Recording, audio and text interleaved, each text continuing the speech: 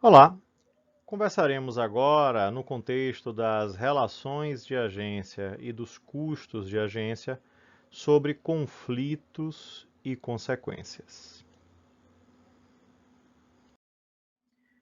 Em relação à nossa conversa da agora, temos dois objetivos. Primeiro, compreender o efeito aí dos conflitos, quer dizer, os conflitos trazem consequências, notadamente sobre perda de desempenho e perda de valor, e a partir daí soluções mitigadoras de conflitos são implementadas, de um modo geral representadas sob a forma de custos de agência. Só que quando vamos entender conflitos, custos e consequências, aí também precisamos tomar cuidado em tentar entender essa racionalidade associada a esse processo de tomada de decisão. Sob o ponto de vista das finanças, a ideia da racionalidade envolve a comparação dos ônus e bônus, custos e benefícios convertidos nos seus aspectos financeiros e dinheiro no tempo, e a partir daí tentar entender que uma boa decisão é aquela que tem bônus maior que ônus. Quando tentamos recapitular as implicações das relações e dos conflitos de agência, de um modo geral, temos que entender essa relação que vai existir entre um principal, que por razões diversas delega autoridade para um agente. Esse agente, com essa autoridade delegada, deveria agir de modo a propiciar, na verdade, o atendimento aí às vontades do principal, nesse caso, notadamente, do ponto de vista financeiro, relacionado aí a desempenho, entrega de desempenho, essencialmente as movimentações do dinheiro no tempo, já que em finanças o que nós discutimos se materializa, se converte em dinheiro no tempo. E o que é que nós percebemos na prática? É que na prática o ditado popular, farinha pouca meu pirão primeiro, vou puxar a brasa para minha sardinha, ou então é o olho do dono que engorda o boi, destaca o fato de que cada um vai tentar maximizar a sua própria utilidade. Então o agente, de um modo geral, colocará ênfase na maximização das suas próprias vontades em detrimento às vontades, do interesse aí do principal. Isso provoca divergência. Essa divergência ocasiona conflitos e esses conflitos têm consequências negativas sobre desempenho e valor. A presença das divergências traz o conflito traz uma redução de desempenho, uma redução de valor.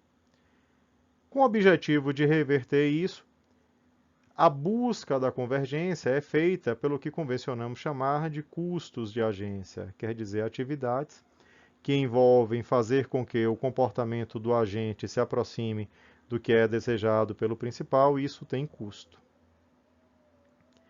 Esse custo, ao provocar uma convergência, deveria ser capaz, então, de melhorar desempenho e, consequentemente, melhorar valor. Lembrando que é muito comum, quando discutirmos essas relações relacionadas a valor, fazer alusão a companhias abertas com ações negociadas em bolsa, onde tentamos entender o efeito das decisões financeiras sobre a cotação das ações. Então, boas decisões são aquelas entendidas pelo mercado com bônus superando ônus, e isso é refletido no maior cotação da ação. Decisões ruins têm ônus maior que bônus, o mercado, entendendo isso dessa forma, faria com que o preço fosse reduzido, a cotação fosse reduzida. Então, quando tentamos julgar a eficácia da introdução de mecanismos mitigadores de conflitos e buscadores aí de convergência, aí não podemos esquecer da ideia da racionalidade envolvida. Então, se de fato o conflito decorrente de uma divergência provoca uma redução de desempenho, ao mitigá-lo, teríamos aí bônus associados a esses ganhos de convergência.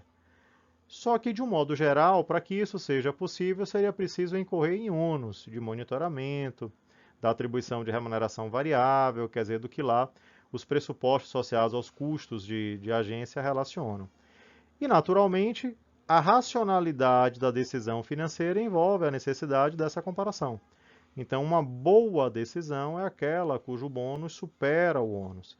e precisamos entender isso em sua completude, já que muitas vezes os efeitos associados aí a custos de agência podem ter prazos reduzidos e em prazos maiores podemos ter uma reversão disso. Então, exemplos na nossa conversa sobre time, tempestividade associada a elementos mitigadores de conflitos, nós destacamos. Então, o foco, por exemplo, no lucro de curto prazo pode comprometer ganhos de longo prazo.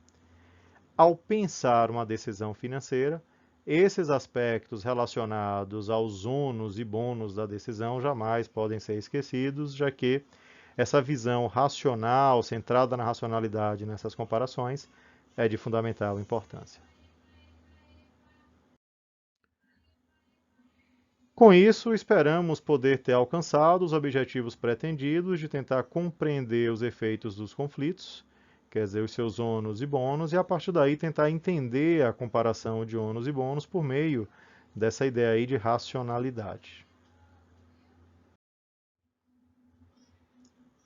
Bons estudos!